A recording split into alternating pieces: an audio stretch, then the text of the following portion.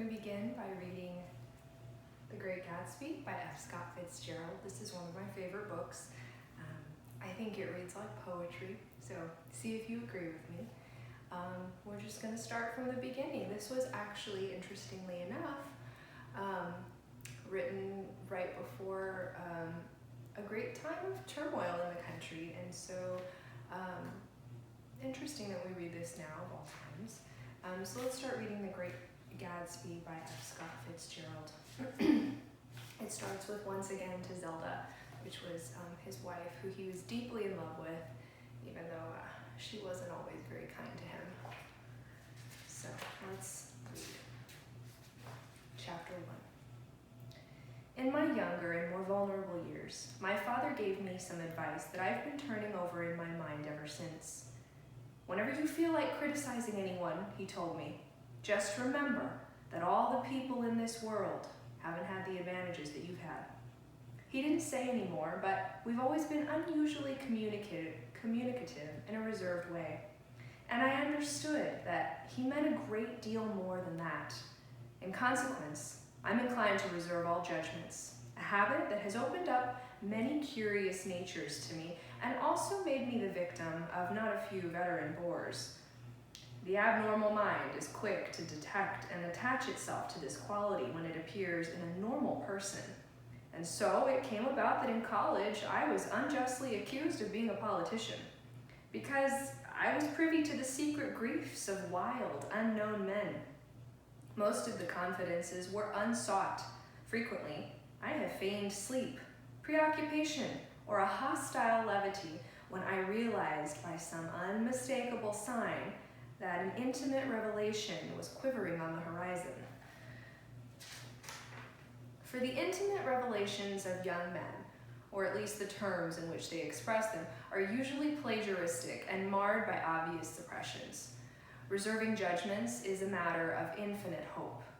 I am still a little afraid of missing something if I forget that, as my father snobbishly suggested, and I snobbishly repeat, a sense of the fundamental decencies is parceled out unequally at birth. And after boasting this way of my tolerance, I come to the admission that it has a limit. Conduct may be founded on the hard rock or the wet marshes, but after a certain point, I don't care what it's founded on. When I came back from the East last autumn, I felt that I wanted the world to be in uniform and at a sort of moral attention forever. I wanted no more riotous excursions with privileged glimpses into the human heart.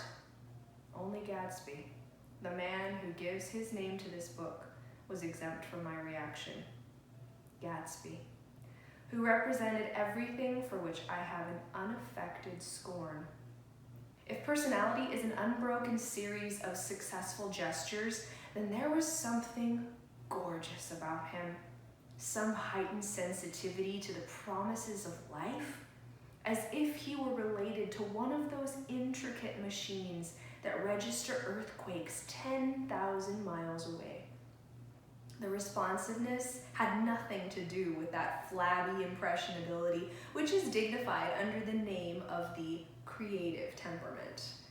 It was an extraordinary gift for hope, a romantic readiness such as I have never found in any other person, and which is not likely I shall ever find again. No, Gatsby turned out all right at the end.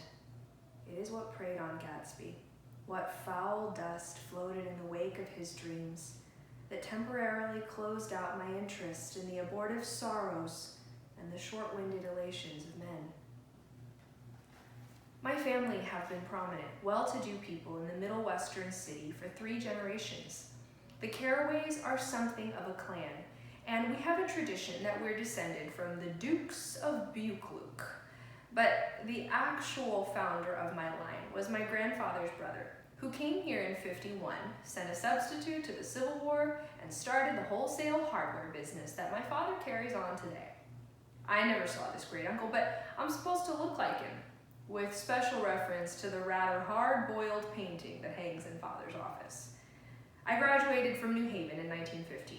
just a quarter of a century after my father, and a little later I participated in that delayed Teutonic migration known as the Great War. I enjoyed the counter-raid so thoroughly that I came back restless. Instead of being the warm center of the world, the Middle West now seemed like the ragged edge of the universe. So I decided to go to the East and learn the bond business. Everybody I knew was in the bond business, so I supposed it could support one more single man. All my aunts and uncles talked it over as if they were choosing a prep school for me, and finally said, "Why, yes," with very grave, hesitant faces. Father agreed to finance me for a year, and after various delays, I came east. Permanently, I thought, in the spring of 22.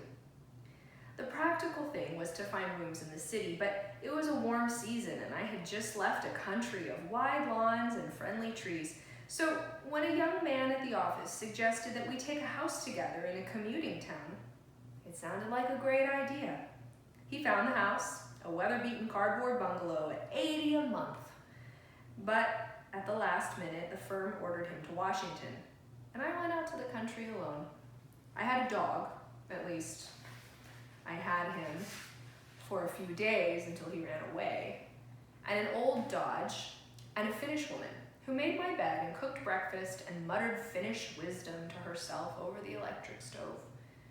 It was lonely for a day or so until one morning, some man more recently arrived than I stopped me on the road. "How do you get to West Egg Village?" he asked helplessly. I told him, and as I walked on, I was lonely no longer. I was a guide, a pathfinder, an original settler. He had casually conferred on me the freedom of the neighborhood. And so, with the sunshine and the great bursts of leaves growing on the trees, just as things grow in fast movies, I had that familiar conviction that life was beginning over again with the summer. There was so much to read, for one thing, and so much fine health to be pulled down out of the young, breath-giving air. I bought a dozen volumes on banking and credit and investment securities, and they stood on my shelf in red and gold like new money from the mint, promising to unfold the shining secrets that only Midas and Morgan and Maecenas knew. And I had the high intention of reading many other books besides. I was rather literary in college. One year, I wrote a series of very solemn and obviously editorial for the Yale News. And now, I was going to bring back all such things into my life and become again that most limited of all specialists, the well-rounded man. This isn't just an epigram. Life is much more successfully looked at from a single window, after all. It was a matter of chance that I should have rented a house in one of the strangest communities in North America. It was on that slender, riotous island which extends itself due east of New York, and where there are, among other natural curiosities, two unusual formations of land. 20 miles from the city, a pair of enormous eggs, identical in contour and separated only by a courtesy bay, jut out into the most domesticated body of salt water in the Western Hemisphere, the great wet barnyard of Long Island Sound. They are not perfect ovals. Like the egg in the Columbus story, they are both crushed flat at the contact end, but their physical resemblance must be a source of perpetual confusion to the gulls that fly overhead. To the wingless, a more arresting phenomenon is their dissimilarity in every particular except shape and size. I lived at West Egg, the less fashionable of the two. Though this is the most superficial tag to express the bizarre and not a little sinister contrast between them.